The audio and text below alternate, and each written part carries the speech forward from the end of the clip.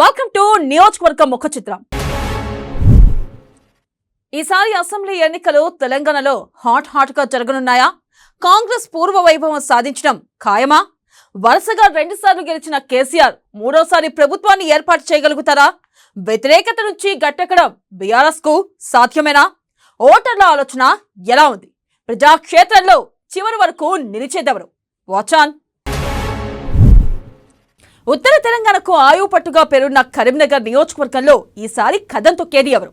గంగుల కమలాకర్ 4వ విజయడంగా ముగిస్తారా, లేక బండి సంజయ్ ఎమ్మెల్యే రేసులో నిలిచి గెలుస్తారా? ఇద్దరికీ షాక్ ఇచ్చేందుకు కాంగ్రెస్ తరపున పొన్నం ప్రభాకర్ సిద్ధంగా ఉన్నారా? కరీంనగర్లో ఈసారి బరిగీసి తొడగొట్టేదెవరన్న దానిపై విశ్లేషణాత్మక కథనం.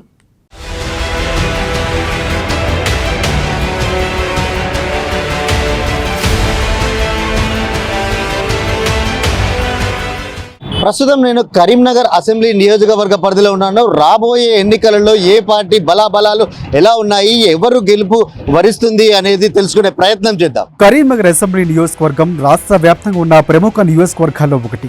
కరీంనగర్ సెగ్మెంట్ లో 3,21,758 మంది ఓటర్లు ఉన్నారు. అందులో పురుషుల సంఖ్య 1,61,768 మంది కాగా మహిళా ఓటర్ల సంఖ్య 1,59,970గా ఉంది. ఈ నియోజకవర్గంలో బీసీలకు అత్యధిక ఓట్లు ఉన్నాయి. 34,000 మంది మున్నూరు కాపులు, 28,000 మంది పద్మశాలి ఓటర్లు, 21,500 ముదిరాజులు ఉన్నారు. ఇక 9,000 మంది గీత కార్మికులు ఉన్నారు. ఇది కాకుండా 14,000 రెడ్డి సామాజిక వర్గ ఓటర్లు కూడా ఉన్నారు. ఇక 46,000 ముస్లిం మైనార్టీలు, 8,000 క్రిస్టియన్ ఓటర్లు ఉన్నారు. ముస్లిం మైనార్టీలతో పాటు మున్నూరు కాపు ఓట్లు ఎవరికి అధికంగా వస్తే వారే కరీంనగర్లో విజయం సాధించడం ఆనవాయితీగా వస్తోంది. ప్రస్తుతం ఇక్కడ నుంచి ఎమ్మెల్యేగా ప్రాతినిధ్యం వహిస్తున్న మంత్రి గంగుల కమలాకర్ది మున్నూరు కాపు సామాజిక వర్గం. ఇక్కడ నుంచే రాజకీయం మొదలుపెట్టిన బీజేపీ రాష్ట్ర అధ్యక్షులు బండి సంజయ్ది కూడా మున్నూరు కాపు సామాజిక వర్గమే కావడం విశేషం.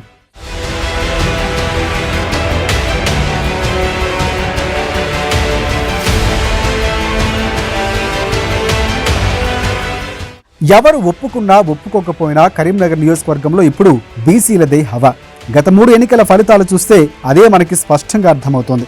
ఇక్కడ నుంచి గత 3 ఎన్నికల్లోనూ బీసీ సామాజిక వర్గానికి చెందిన గంగుల కమలాకర్ విజయం సాధించడమే అందుకు నిదర్శనం.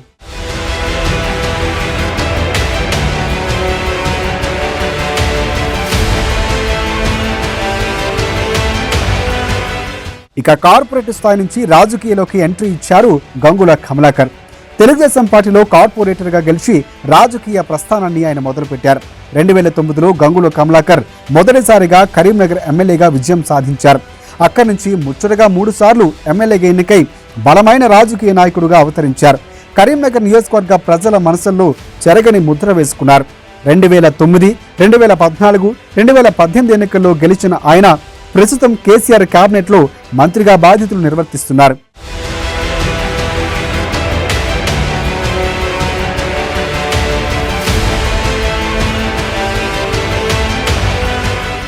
కరీంనగర్ అభివృద్ధిలో తన వంతు పాత్ర పోషిస్తున్నారు గంగుల కమలాకర్. అనునిత్యం సంక్షేమ పథకాల అమలుతో పాటు అభివృద్ధి కార్యక్రమాల్లో పాల్గొంటున్న గంగులకు ఇప్పటికే నియోజకవర్గ ప్రజలతో సన్నిహిత సంబంధాలు ఉన్నాయి. ముఖ్యంగా గంగుల మంత్రి అయిన తర్వాత కరీంనగర్ అభివృద్ధి మరింత జోరునందుకుంది. కరీంనగర్లో రోడ్లు, డ్రైనేజీలు, సెంట్రల్ లైటింగ్ వ్యవస్థను అభివృద్ధి చేశారు. కరీంనగర్కి తలమానికంగా నిర్మించిన కేబుల్ బ్రిడ్జి, ఐలాండ్ల సుందరీకరణ, ఐటీ టవర్, ప్రతి కాలనీలో సుందరమైన పార్కులు, ఓపెన్ జిమ్లు, లేజర్ షోలు, కరీంనగర్ పట్టణానికి వచ్చే ప్రముఖులు బస చేయడానికి గెస్ట్ హౌస్, చారిత్రాత్మక లాగ్ టవర్ సుందరీకరణతో కరీంనగర్ వెలిగిపోతుంది. తిరుమల తిరుపతి దేవస్థానం తరహాలో కరీంనగర్ పట్టణంలో నిర్మించనున్న వెంకటేశ్వర స్వామి దేవాలయంతో కరీంనగర్ పేరు మరింత మారుమ్రోగనుంది. గత 5 సంవత్సరాలుగా వెంకటేశ్వర సుప్రభాతాల నిర్వహణ లాంటి కార్యక్రమాలతో నియోజకవర్గ ప్రజల అభిమానాన్ని గంగుల కమలాకర్ చూరగొన్నారు.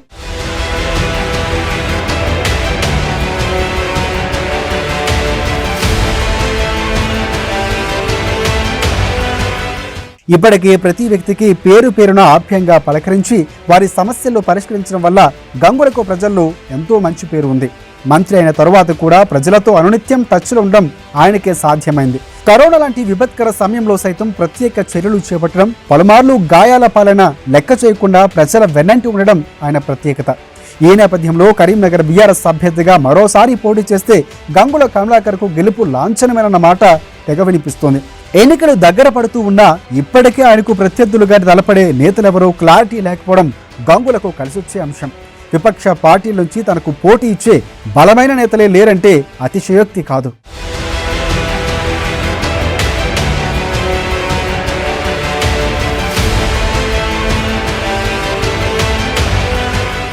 ఇకపోతే కాంగ్రెస్ పార్టీ నుంచి మాజీ ఎంపీ పొన్నం ప్రభాకర్ గత ఎన్నికల్లో ఎమ్మెల్యేగా పోటీ చేసి ఓడిపోయారు.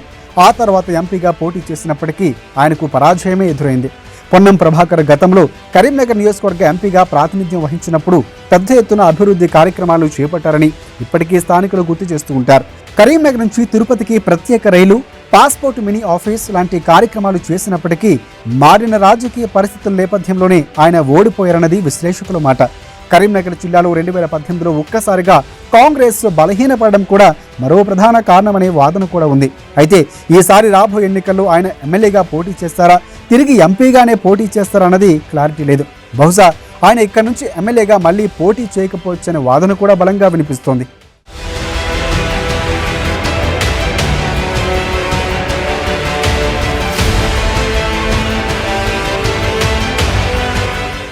ఈసారి కాంగ్రెస్ పార్టీ నుంచి ఇద్దరు ఆశావాహులు ఉన్నారు.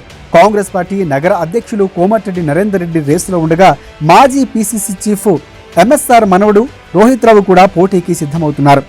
ఇటీవల విదేశాల నుంచి కరీంనగర్కు వచ్చిన రోహిత్ రావు గత కొంతకాలంగా కరీంనగర్లోని పలు డివిజన్లో సమస్యల పట్ల పోరాటం చేస్తున్నారు. అధికార పార్టీ లొసుగుళ్లు ఎండగడుతూ ప్రజా సమస్యలు చూరుకునే ప్రయత్నము చేస్తున్నారు. రాజకీయంగా పెద్దగా అనుభవం లేకపోయినా అధిష్టానం టికెట్ ఇస్తే చాలు గంగుల కమలాకర్పై గెలిచి చూపిస్తారని రోహిత్ రావు ధీమా వ్యక్తం చేస్తున్నారు. ఇక కోమటిరెడ్డి నరేందర్ రెడ్డి మొదటి నుంచి కాంగ్రెస్ పార్టీలో చురుగ్గా పనిచేస్తున్నారు. అధిష్టానం తనకే టికెట్ ఇస్తుందన్న నమ్మకంతో కూడా ఉన్నారు. తాజాగా మరో నేత కొత్త జైపాల్ రెడ్డి కూడా పేరు ఇప్పుడు జోరుగా వినిపిస్తోంది. ఆయన గతంలో కాంగ్రెస్ పార్టీలో పనిచేసినప్పటికీ ఇటీవలే బీజేపీలోకి మారారు. తిరిగి ఆయన కాంగ్రెస్ కండువా కప్పుకోవడం ఖాయమనే వాదనలు వినిపిస్తున్నాయి. కొత్త జైపాల్ రెడ్డి గనుక కాంగ్రెస్ లో చేరితే గంగుల కమలాకర్కు గట్టి పోటీ ఇచ్చే అవకాశాలు ఉన్నాయని కూడా రాజకీయ విశ్లేషకులు అంచనా వేస్తున్నారు. కొత్త జైపాల్ రెడ్డి, గంగుల కమలాకర్ రావు ఇరువురు కూడా గ్రానైట్ వ్యాపారంలో ఉన్నారు. కేబుల్ నెట్వర్క్స్ రంగంలోనూ ఇద్దరు నేతలు ఢీ అంటే ఢీ అంటున్నారు. ఈ నేపథ్యంలోనే కొత్త జైపాల్ రెడ్డి ఇప్పుడు కాంగ్రెస్ పార్టీలోకి చేరి టికెట్ తెచ్చుకుంటే రాజకీయం రసవత్రంగా ఉంటుందనే టాక్ వినిపిస్తోంది. కొత్త జైపాల్ రెడ్డి, గంగుల కమలాకర్ ఇద్దరు ప్రత్యర్థులుగా తలపడితే నెక్ టు నెక్ ఫైట్ తప్పదన్న అభిప్రాయం కూడా బలంగా వినిపిస్తోంది.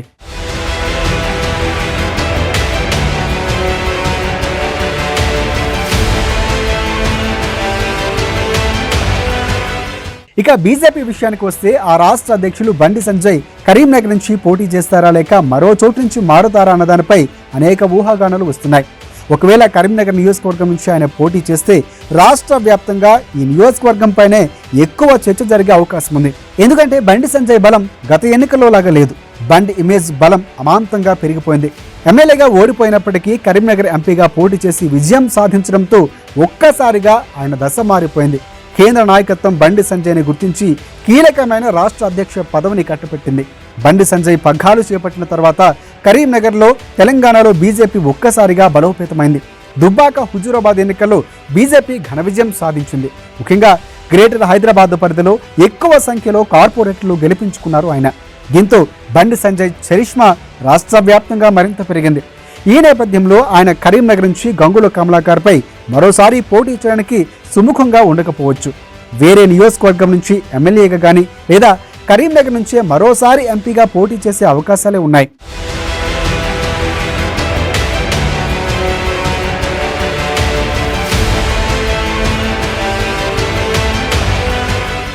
బండి సంజయ్ కాకుండా కరీంనగర్ నుంచి బీజేపీ ఎమ్మెల్యే అభ్యర్థిగా ఎవరు పోటీ చేసినా పెద్దగా ఓట్లయితే ఆ పార్టీకి పడే అవకాశాలు అంతగా లేవని చెప్పాలి. ఎందుకంటే బండి సంజయ్కి వ్యక్తిగతంగా ఉన్న ఇమేజ్ తప్ప ఈ అసెంబ్లీ నియోజకవర్గంలో బీజేపీ అంత బలంగా లేదు. అందుకే మరే ఇతర బీజేపీ నాయకులు ఇక్కడ పోటీ చేయడానికి అంతగా ఆసక్తి చూపించడం లేదు.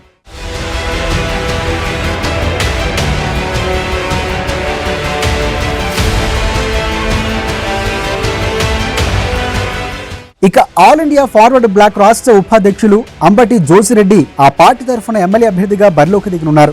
గతంలో టీడీపీ జిల్లా అధ్యక్షునిగా బాధ్యతలు నిర్వహించిన జోసిరెడ్డి ఇటీవల కాలంలో దూకుడు పెంచారు. నిత్యం అధికార పార్టీ నేతల వైఫల్యాలు ప్రజల్లో ఎండగడుతూ యువతను ఆకర్షించే పనిలో పడ్డారాయన. నగరంలో నెలకొన్న సమస్యలపై సోషల్ మీడియా వేదికగా ప్రశ్నిస్తూ అధికారుల దృష్టికి తీసుకువెళ్లడం జోజిరెడ్డి ప్రత్యేకత అని చెప్పాలి. అయితే ఆ పార్టీకి పెద్దగా బలం లేకపోవడం జోజిరెడ్డికి పెద్ద మైనస్ అని చెప్పాలి.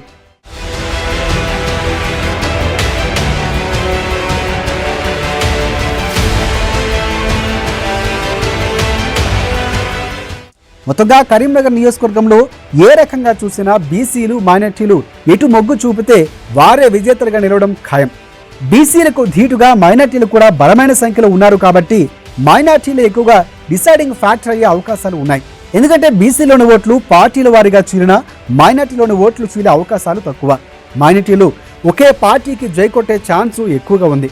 ఎలాగూ ఇక్కడ ఎంఐఎం బలం లేదు కాబట్టి వాళ్ళంతా బీఆర్ఎస్కు అండగా నిలిచే అవకాశాలు కనిపిస్తున్నాయి. వ్యక్తిగతంగా బీసీ కావడం, అందులోనూ మున్నూరు కాపు సామాజిక వర్గం, దీనికి తోడు మైనార్టీ ఓట్లు ఇవన్నీ కలిస్తే గంగుల కమలాకర్కు మరోసారి తిరుగులేనట్లే కనిపిస్తోంది. అయితే బీజేపీ నుంచి బండి సంజయ్, కాంగ్రెస్ నుంచి పొన్నం ఇద్దరూ బరిలో లేకపోతే గంగుల విజయం లాంఛనమేనన్న అభిప్రాయం కూడా వ్యక్తమవుతుంది. మరి ఎన్నికల నాటికి పరిస్థితులు ఎలాగుంటాయో కానీ ఇప్పటికిప్పుడు చూస్తే మాత్రం గంగులకి ఎక్కువ అవకాశాలు ఉన్నాయన్న వాదన కూడా బలంగా వినిపిస్తోంది.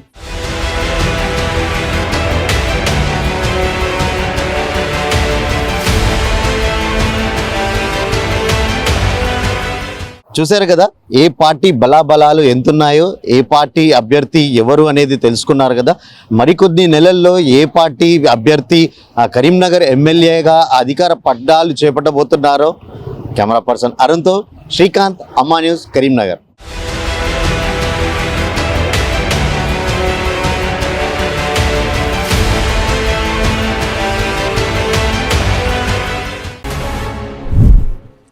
బోధన్ నియోజకవర్గంలో ఎన్నికల వేడి రగులుకుంది. అన్ని పార్టీలు సమరానికి సై అంటున్నాయి. ఒకప్పుడు పసుపు పార్టీకి, హస్తం పార్టీకి కంచుకోటగా ఉన్న బోధన్ నియోజకవర్గం తెలంగాణ ఏర్పాటు తర్వాత గులాబీ జెండా ఎగురుతూ వస్తుంది.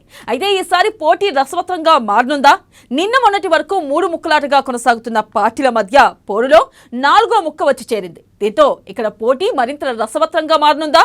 ఆ 4వ పార్టీతో ఏ పార్టీకి లాభం, ఏ పార్టీకి నష్టం? ఆ పార్టీ హ్యాట్రిక్ సాధిద్దామనుకుంటున్న ఎమ్మెల్యే షకీల్ కు ఎంతవరకు నష్టం చేకూర్చుతుంది? బోధన్ నియోజకవర్గ ఎన్నికల రణక్షేత్రంపై ఓ లుక్కేద్దాం.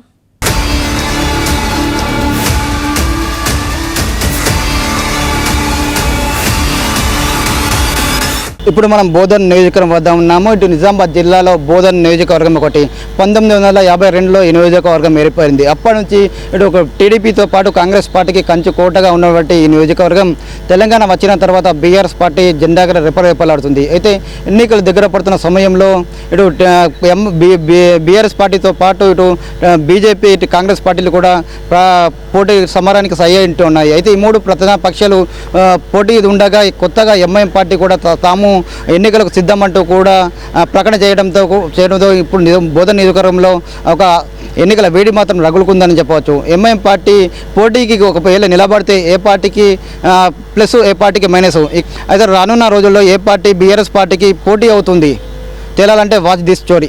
బోధన్ నియోజకవర్గం నిజామాబాద్ జిల్లాలోని 5 నియోజకవర్గాలు ఇదొక నియోజకవర్గం. బోధన్ నియోజకవర్గం 1952లో ఏర్పడింది. ఈ నియోజకవర్గంలో బోధన్, రెంజల్, నవీపేట, ఎడపల్లి, సాలురా మండలాలు ఉన్నాయి. ఇక మొత్తంగా 2,04,200 ఓట్లు ఉండగా ఇందులో పురుషుల ఓట్లు 97,975 మంది, 1,06,222 మంది మహిళా ఓటర్లు ఉన్నారు. బోధన్లో 3 సార్లు స్వతంత్రులు గెలవగా 1983 నుంచి 99 వరకు తెలుగుదేశం పార్టీ జెండా రెపరెపలాడింది. 1999 నుంచి వరుసగా 4 సార్లు కాంగ్రెస్ నేత సుదర్శన్ రెడ్డి ఎమ్మెల్యేగా గెలిచారు. మంత్రిగా కూడా ఆయన పనిచేశారు. అయితే ప్రస్తుతం బీఆర్ఎస్ పార్టీ తరఫున ఎమ్మెల్యేగా గెలిచారు షకీల్ అమీర్. రాష్ట్ర విభజన తర్వాత జరిగిన తొలి ఎన్నికల్లో సిట్టింగ్ ఎమ్మెల్యే సుదర్శన్ రెడ్డిని ఓడించిన షకీల్ రెండోసారి 2018లోనూ మరోసారి విజయం సాధించారు. రాష్ట్రంలో బీఆర్ఎస్ తరఫున గెలిచిన ఏకైక మైనార్టీ ఎమ్మెల్యేగా షకీల్ నిలిచారు. గత ఎన్నికల్లో 3వ స్థానంలో నిలిచిన బీజేపీ ఈసారి సత్తా చాటేందుకు ఉవ్విర్లూరుతోంది. క్రింది స్థాయి కేడర్ బలం చేసుకుంటూ సమరానికి సై అంటుంది.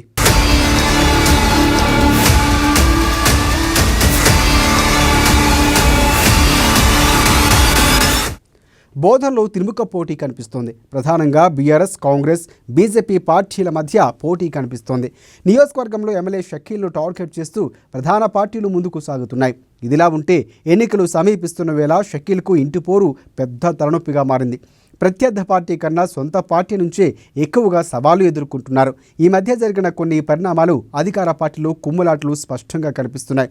సొంత పార్టీ వారే షకీల్ను ఓడించేందుకు ప్రణాళికలు రచించడం షకీల్కు కంటి మీద కునుకు లేకుండా చేస్తోంది. అయితే బోధన్ పట్టణం అభివృద్ధిపై ప్రజల్లో భిన్నాభిప్రాయాలు ఉన్నాయి. ఎమ్మెల్యే సోదరుడు షాడో నేతగా వ్యవహరించడం, మున్సిపల్ చైర్మన్ తూము పద్మతో విభేదాలు, సొంత పార్టీ నాయకులు శరత్ రెడ్డితో పొసగకపోవడం కొంత ఇబ్బంది కలిగించేలా ఉన్నాయి. ఎమ్మెల్యే అనుచరులు, చైర్పర్సన్ తూము పద్మ అనుచరులకు అస్సలు పొసగడం లేదట. ఒకే పార్టీలో ఉన్న పరస్పరం దాడులు చేసుకుంటూ వరకు పరిస్థితి తీసుకువెళ్తున్నారు. ఇక పోలీసు కేసులు పెట్టుకునేంత వరకు పరిస్థితి దిగజారిపోవడం ఎమ్మెల్యేలకు మైనస్గా చెబుతున్నారు. అయితే గెలిచిన 100 రోజుల్లో బోధన్ షుగర్ ఫ్యాక్టరీ తెప్పిస్తానని గత ఎన్నికల్లో ఇచ్చిన హామీ ఇంతవరకు కార్యరూపం దాల్చలేదు. బోధన్ బీదర్ రైల్వే లైన్ ప్రతిపాదన కూడా ముందుకు కదలట్లేదు. అక్రమ ఇసుక, ఎమ్మెల్యే అనుచరుల ఆగడాలు షకీల్ను ఎన్నికల్లో వెంటాడే అంశం.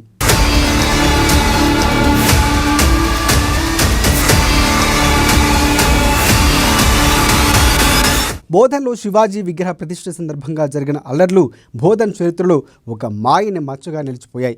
ఈ అల్లర్లు ఓ వర్గం ప్రజల్లో వ్యతిరేకత పెంచాయి. అంతేకాదు తెలంగాణ దశాబ్ది ఉత్సవాల విషయంలో ఎమ్మెల్యే, మున్సిపల్ చైర్పర్సన్స్ మధ్య జరిగిన వివాదం కూడా ఒక చర్చనీయాంశమైంది. చైర్పర్సన్ను ఎమ్మెల్యే ఆహ్వానించలేదని, కనీసం ఫ్లెక్సీలో ఫోటో కూడా వేయలేదని ఆరోపణలు ఉన్నాయి. వీటితో పాటు అన్నదమ్ముల్లా కలిసి ఉన్న ఎంఐ నాయకులపై క్రిమినల్ కేసులు పెట్టడం, ఆ తర్వాత ఎంఐఎం నేత ఓవైసీ షకీల్ను ఓడిస్తామని చెప్పడంతో ఇక షకీల్ గెలుపునకు గండి పడినట్లే అని అభిప్రాయం వ్యక్తమవుతోంది. ఇన్ని ఘటనలు షకీల్ను పాయింట్ చేసుకుని జరుగుతూ ఉన్న పార్టీలో అంతర్గత కలహాలకు ఫుల్ స్టాప్ పెట్టేలా ఏ చర్యలు తీసుకోకపోవడంతో క్యాడర్ ఆందోళనగా ఉంది. ఎమ్మెల్యే షకీల్కు వ్యతిరేకంగా చైర్పర్సన్ పద్మ సొంతంగా దశాబ్ది వేడుకలు నిర్వహించడం గందరగోళాన్ని సృష్టించింది. అయితే పార్టీలో పోరు ఎలా ఉన్నా ప్రజల్లో పట్టుకోల్పోకుండా జాగ్రత్తలు తీసుకుంటున్నారు ఎమ్మెల్యే. మన ఊరు మన ఎమ్మెల్యే పేరుతో డోర్ టు డోర్ పాదయాత్ర పూర్తి చేశారు. తాను చేపట్టిన అభివృద్ధి, ప్రభుత్వ సంక్షేమ పథకాలే మళ్లీ గెలిపిస్తాయని ధీమా వ్యక్తం చేస్తున్నారు బీఆర్ఎస్ నాయకులు.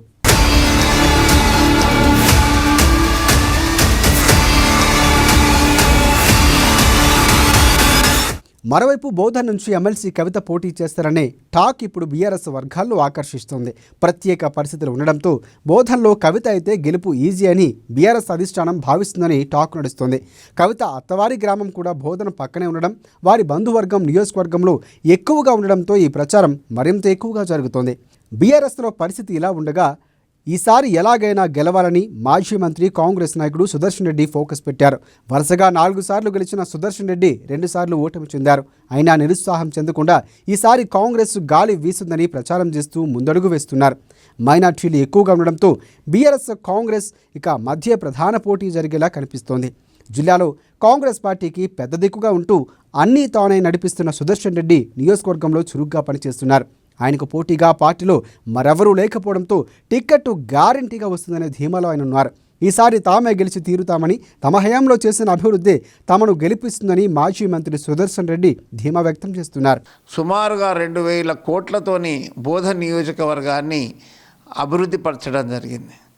రైతులకు ఉచిత కరెంటు కానివ్వండి, రైతు బీమా కానివ్వండి, రైతు బంధు కానివ్వండి, అదేవిధంగా మీరు వస్తే పేదలకు పెన్షన్స్, వృద్ధాప్య పెన్షన్స్ కావన్నీ, వికలాంగుల పెన్షన్స్ కానివ్వండి, ఈ విధంగా ఒక్కటి కాదు, మళ్ళీ హైవేసు, రోడ్సు, డ్యామ్సు, ఈ విధంగా ఎన్నో పనులు చేసిన ఘనత షకీల్ అమీర్ గారిది. మన బోధన్ నియోజకవర్గాన్ని తన 2 కళ్ళలాగా చూస్తూ ఇంకా ఒక తపన అతనిలో ఉంది. ఒక మైనారిటీ నాయకుడై ఉండి ఎక్కడ కూడా భేదభావం లేకుండా ప్రతి ఒక్కరిని తన ఒక తమ్ముడిలాగా, తన చెల్లెల గుడ్లకు కూడా చందాలు ఇచ్చి ఎన్నో ఇప్పుడు పెద్ద ఎత్తున గుడ్లు కట్టించిన ఘనత, శివాజీ విగ్రహం ఏర్పరిచిన ఘనత, ఇవన్నీ కూడా ఒకటి కాదు.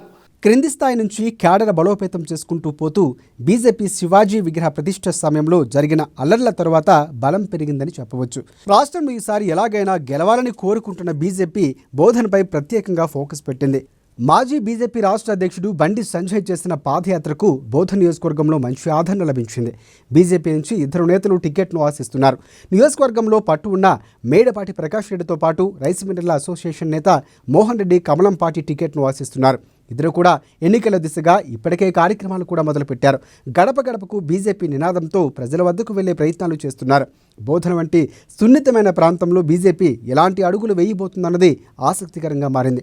ప్రధాని మోదీ ఇమేజ్తో బోధనలో బీజేపీ బోణీ కొడుతుందని ఆశలు పెట్టుకున్నారు కమలం నేతలు. అయితే మన బోధన్ నియోజకవర్గానికి సంబంధించి మన స్థానిక శాసనసభ్యులు షకీల్ అమీర్ గారు బోధన్ నియోజకవర్గం నుంచి 2 పర్యాయాలు ఎమ్మెల్యేగా గెలిచి బోధన్ నియోజకవర్గాన్ని ఎంతో అభివృద్ధి చేయడం జరిగింది. దాంట్లో భాగంగా ప్రతి ఇంటికి కూడా సంక్షేమ పథకాలు అనేటివి ప్రతి ఇంటికి కూడా చేరడం జరిగింది. వాటి విషయంలో మా ఎమ్మెల్యే గారు మంత్రుల ద్వారా కానీ సీఎం గారి ద్వారా కానీ నిధులు తీసుకొచ్చి బోధన్ని అభివృద్ధి పదంలో తీసుకొని పోతూ ఉన్నారు. రాబో రోజులలో ఏదైతే 3వ ఎన్నికలు రాబోతున్నాయో ఈ ఎన్నికల్లో బ్రహ్మాండమైన మెజారిటీతోటి మా ఎమ్మెల్యే గారు గెలిచి మంత్రి కూడా కాబోతున్నారు. కాబట్టి బోధన్ నియోజకవర్గ ప్రజల కోసం ఎప్పుడు మమేకమై వాళ్ళతో అంకితభావంతో పనిచేస్తున్నటువంటి షకీల్ అమీర్ గారిని 3వసారి ముచ్చటగా గెలిపించడానికి మా బోధన్ నియోజక ప్రజలు సిద్ధంగా ఉన్నారు. మరోవైపు బోధన్ నుంచి ఈసారి ఎంఐఎం కూడా పోటీ చేస్తుందనే టాక్ నడుస్తోంది. మైనార్టీలు ఎక్కువగా ఉన్న నియోజకవర్గంలో వారి ఓట్లు చీలిపోతే విజేతల జాతకాలు మారిపోవడం ఖాయంగా కనిపిస్తోంది. ప్రస్తుతానికి బీఆర్ఎస్కు అనుకూలంగా ఉన్న మైనార్టీలు ఎంఐఎం పోటీ చేస్తే ఎటువైపు మొగ్గు చూపుతారో తెలియని పరిస్థితి ఉంది. ఎంఐఎం చీల్చే ఓట్ల విజేతను నిర్దేశిస్తాయి. గత ఎన్నికల్లో స్వల్ప ఓట్లతో నెగ్గిన సిట్టింగ్ ఎమ్మెల్యే షకీల్కు ఈ సంఘటన కఠిన పరీక్షగా మారుతుందని చెబుతున్నారు. అయితే ఈసారి తాము ఎన్నికల బరిలో ఉంటామని, తమ ప్రణాళికలు తమకు ఉన్నాయని ఎంఐఎం నాయకులు చెబుతున్నారు. అభివృద్ధి గురించి అడిగినందుకు తమ కార్యకర్తలపై తప్పుడు కేసులు బనాయించిన షకీల్కు రానున్న ఎన్నికల్లో తగిన బుద్ధి చెబుతామని హెచ్చరించారు. ఈసారి గెలుపు తమదేనని, దీనికోసం తాము ఇప్పటి నుంచే ప్రజల వద్దకు వెళతామని ధీమా వ్యక్తం చేస్తున్నారు ఎంఐఎం నాయకులు. మా ప్లాన్ మేము మంచిగా చేసుకొని మేమైతే మా బరిలో మా హైకమాండ్ చెప్తే మేము కంపల్సరీ కాంటెస్ట్ చేయడానికి రెడీగా ఉన్నామండి. 9 సంవత్సరాలైంది, ఒక్క వర్క్ కూడా జరగలేదు. ఇక్కడ వర్క్ మీరు చూస్తే ఇప్పుడు డబుల్ బెడ్రూమ్ పంచుతారని పబ్లిక్కి మబ్బు పెట్టి ఈ రోజు వరకు డబుల్ బెడ్రూమ్ దగ్గర అక్కడ వర్కే కాలేదు. ఇంకా 1 ఇయర్ వర్క్ ఉంది. ఆ కాంట్రాక్టర్లకు రివ్యూ మీటింగ్ తీసుకుని ఎందుకు ఆగింది అని అడగాల, ఆయన బాధ్యత ఎమ్మెల్యే గారిది. ప్రజలు ఎదురు చూస్తున్నారు. మైనారిటీ ఒక ఫండ్ రాలేదు, హౌసింగ్ ఇండిపెండెంట్ లోన్స్ ఫండ్ రాలేవు, చాలా అసలు వర్కులు లేవు అండి. ఇక వాళ్ళు మాటల్లో చెప్పడానికి మేము అభివృద్ధి చేసినాం అంటున్నారు. నేను మీకు కావాలంటే మీరు విజిట్ చేస్తే నేను తీసుకెళ్ళి చూస్తా. 3 సంవత్సరాల నుంచి ఒక కాల్వ దగ్గర బ్రిడ్జ్ కూలిపోతే ఆ బ్రిడ్జ్ చేయడానికి రాలేదండి వీళ్ళకు. మరి వీళ్ళు అభివృద్ధి చేస్తే వీళ్ళ పార్టీలోనే ఎందుకు అండి వీళ్ళ కౌన్సిలర్లే ఈయనకు ఎగేస్తున్నా ఉన్నారు? మీరు చెప్పండి. మున్సిపాల్లో ఇప్పుడు 14 మంది కౌన్సిలర్లు ఈయన అగెన్స్ట్లో ఉన్నారు. ఇంకా 40 మంది సర్పంచ్లు ఉన్నారు, ఎంపీటీసీలు, ఇలాంటి చాలా పెద్ద మా దగ్గర లిస్ట్ ఉంది. అభివృద్ధి కాకనే మొన్న ఈ మధ్యలో 2-3 సర్పంచ్లు బీజేపీకి వెళ్ళారు. ఇదంతా అభివృద్ధి కాకపోవడమే. ఇంకా ఇక్కడ జరుగుతున్న ఇది బోధన్ నియోజకవర్గంలో ఎన్నికల వేడి రగులుకుంది.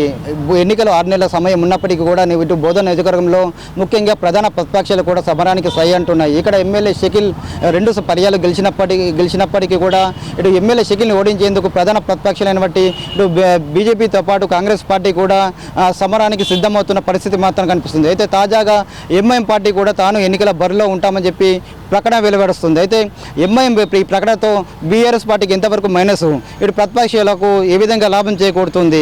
ముఖ్యంగా ఇటు ఈ బోధన్ నియోజకవర్గం అనగానే మైనారిటీలు అధికంగా ఉన్న పరిస్థితి కనిపిస్తుంది. అయితే ఇక్కడ నుండి మైనారిటీలో ఏ పార్టీకి ఓటేస్తారు? ఇటు అధికార పార్టీకి అయిన బట్టి ఎమ్మెల్యే షకీల్కి ఓటేస్తారా, లేకుంటే ఎంఐఎం పార్టీకి ఓటేస్తారా? మొత్తం మీద ఇటు బోధన్ నియోజకవర్గంలో ఏ పార్టీ రానున్న ఎన్నికల్లో గెలవబడుతుంది? ఏ పార్టీ నాయకుడిని ఇటు బోధన్ నియోజకవర్గం మెట్లెక్కనిస్తారు? అసలు బోధన్ నియోజకవర్గ బాహుబలి ఎవరు తేలాలంటే ఎన్నికల సమయం వరకు వేచి చూడాల్సిందే. కెమెరామెన్ మైపాల్తో అమ్మా న్యూస్ బోధన్ నియోజకవర్గం నుండి. మొత్తానికి ఈసారి ఎన్నికల్లో అధికార బీఆర్ఎస్కు ఎన్నో సవాళ్లు, మరెన్నో ఇబ్బందులు ఎదురవుతాయని తెలుస్తోంది.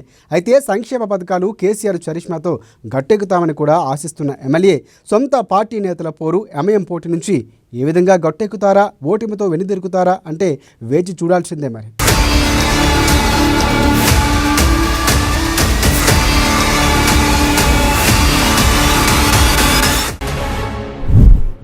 ఇది నేటి మన నియోజకవర్గ ముఖ చిత్రం. మరో ఎపిసోడ్ తో మళ్ళీ కలుసుకుందాం.